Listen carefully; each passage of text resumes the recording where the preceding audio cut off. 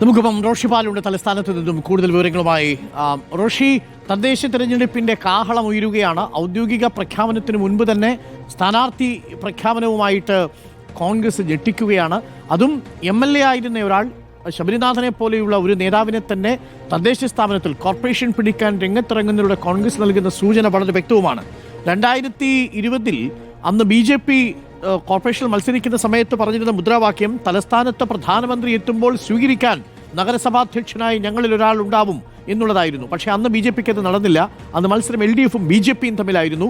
പക്ഷേ അന്ന് ചിത്രത്തിലേ ഉണ്ടാവാതിരുന്ന കോൺഗ്രസ് ആദ്യം ശബരിനാഥനെ തന്നെ സ്ഥാനാർത്ഥിയായി പ്രഖ്യാപിച്ചുകൊണ്ട് യൂത്ത് കോൺഗ്രസിൻ്റെയും KSUവിൻ്റെയും ഒക്കെ നേതാക്കളെ സ്ഥാനാർത്ഥികളായി പ്രഖ്യാപിച്ചുകൊണ്ട് ഞെട്ടിച്ചിരിക്കുകയാണ്. ഈ ആദ്യത്തെ ലീഡ്, ആ ഞെട്ടിക്കലിൽ കോൺഗ്രസിന് വലിയ ആത്മവിശ്വാസവുമുണ്ട്.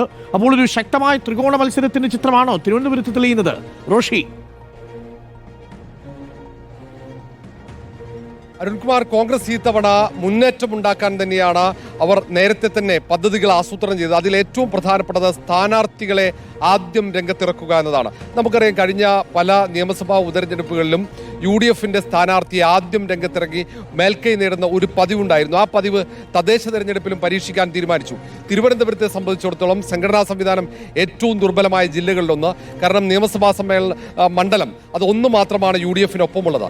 ഇനി മുന്നേറ്റം ഉണ്ടാക്കണമെങ്കിൽ തദ്ദേശ തെരഞ്ഞെടുപ്പിൽ വലിയ രീതിയിൽ മുന്നേറ്റം ഉണ്ടാക്കാൻ കഴിയണം.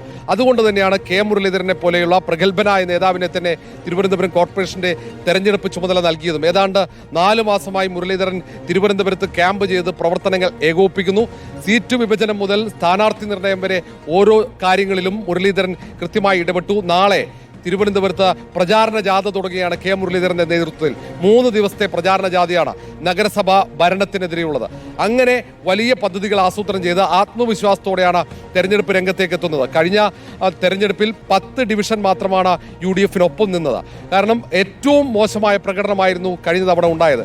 ഈ തവണ അങ്ങനെ സംഭവിച്ചാൽ നിയമസഭാ തെരഞ്ഞെടുപ്പിൽ വലിയ തിരിച്ചടി സമ്മാനിക്കുമെന്ന ഉറപ്പാണ്. അത് KPCC നേതൃത്വം യോഗം ചേർന്ന് വിലയിരുത്തിയതാണ്.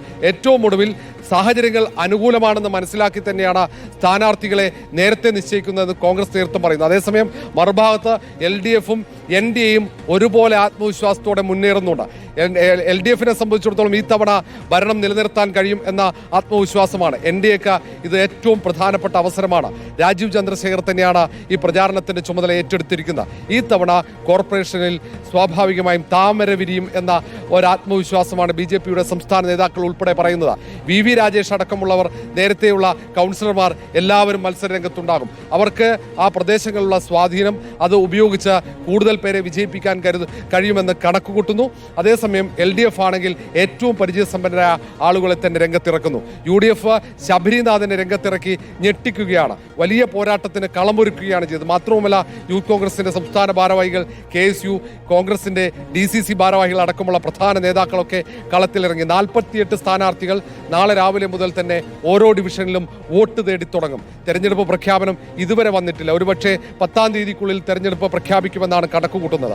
അങ്ങനെയെങ്കിൽ ആദ്യം മത്സരരംഗത്ത് എത്തുന്നത് കോൺഗ്രസിന്റെയും UDFന്റെയും സ്ഥാനാർത്ഥികളായിരിക്കും. ഇത് സംസ്ഥാനത്തെമ്പാടും ഇങ്ങനെയുള്ള ഒരു നീക്കം കോൺഗ്രസിന്റെ ഭാഗത്ത് നടക്കുന്നുണ്ട്. അതിന്റെ തുടക്കമാണ് തിരുവനന്തപുരം കോർപ്പറേഷനിലെ ഈ പ്രഖ്യാപനം. തിരുവനന്തപുരത്ത് ഇവിടെ വലിയ മുന്നേറ്റമുണ്ടായാൽ വട്ടിയൂർക്കാവ് അടക്കം കൈമോശം പോയ മണ്ഡലങ്ങൾ, അരുവിക്കരയടക്കമുള്ള മണ്ഡലങ്ങൾ തിരിച്ചുപിടിക്കാൻ കഴിയും. LDFന്റെ കയ്യിലുള്ള പല മണ്ഡലങ്ങളും അട്ടിമറിയിലൂടെ തിരിച്ചുപിടിക്കാൻ കഴിയും എന്ന അടക്കമുള്ള കണക്കുകൂട്ടലാണ് കോൺഗ്രസിന്. ഒരുപക്ഷെ ഏറ്റവും തലമുതിർന്ന നേതാവ് തിരുവനന്തപുരത്ത് ക്യാമ്പ് ചെയ്യാനുള്ള കാരണവും അതാണ്. നാളെ പ്രതിപക്ഷ നേതാവ് VD സതീശനാണ് കോൺഗ്രസിന്റെ ഈ നഗരസഭയ്ക്കെതിരെയുള്ള പ്രചാരണ ജാഥയ്ക്ക് ഫ്ലാഗ് ഓഫ് ചെയ്യുന്നത്. അങ്ങനെ പാർട്ടി നേതൃത്വം, UDF നേതൃത്വം ഒന്നാകെ കച്ചകെട്ടി ഇറങ്ങുന്നത് ഇത് ജീവൻ മരണ പോരാട്ടമായതുകൊണ്ട് തന്നെയാണ്. UDFനെ സംബന്ധിച്ചിടത്തോളം തിരുവനന്തപുരം കോർപ്പറേഷനിൽ ഏതെങ്കിലും തരത്തിൽ ഇനിയും BJP മുന്നേറ്റം ഉണ്ടാക്കി കഴിഞ്ഞാൽ അത് സ്വാഭാവികമായും നിയമമടക്കമുള്ള മണ്ഡലങ്ങളിൽ BJPക്ക് മുന്നേറ്റം ഉണ്ടാകാനുള്ള സാധ്യത കൂടിയാണ് അവർ വിലയിരുത്തുന്നത്. അതുകൊണ്ട് തന്നെയാണ് ഈ പോരാട്ടം കടുപ്പിക്കാൻ മുൻ MLA ആയ ശബരിനാഥൻ അടക്കമുള്ള നേതാക്കളെ കളത്തിലിറക്കുന്നത്. Arunkumar, thank you. റോഷി പാലാണ് തിരുവനന്തപുരത്ത് നിന്നും വിവരങ്ങൾ നൽകിയത്.